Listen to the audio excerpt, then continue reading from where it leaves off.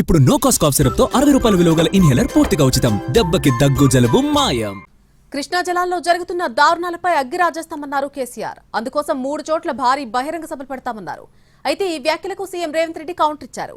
Meeting అయినా పెట్టుకో, సంతలో బర్రెలైనా కాసుకో అని ఎద్దేవా చేశారు. అటు గోదావరి దోపిడీ జరుగుతూ ఉంటే దాని మీద సప్పులు లేదు. కృష్ణలో ఇంత ఘోరంగా పాలమూరు ఎత్తిపోతల మీద దీని మీద సప్పులు లేదు. మరి ఎవరి ప్రయోజనాల కోసం ఉన్నట్టు రాష్ట్ర ప్రభుత్వం?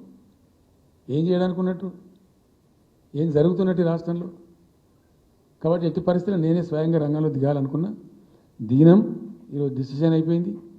2-3 రోజులలో 2-4 రోజులలో రాబోయే 3-4 డేస్లో ఆయా జిల్లాల నాయకులతో సమావేశమై ఖచ్చితంగా చాలా పెద్ద ఎత్తున అక్కడ గ్రామానికి డప్పు కొడతాం, మొత్తం సభలు పెడతాం, కవులు గాయకులు కళాకారులు అందరినీ తట్టి లేపుతాం.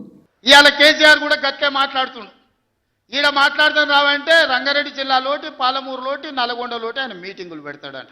నువ్వు మీటింగులు పెట్టకపోతే సంతలో పోయి బర్రెలను కాసుకో, మేము వద్దంటున్నామా? మాదేం పోయింది? నీకు పొద్దు పోకపోతే మా కల్వకుర్తి సంతల్లో, కొడంగల్ సంతల్లో, ఇట్లకెళ్ళ మా ఎడ్ల సంతలు బొచ్చడు ఉన్నాయి. మత్తల్లో కూడా లేదు.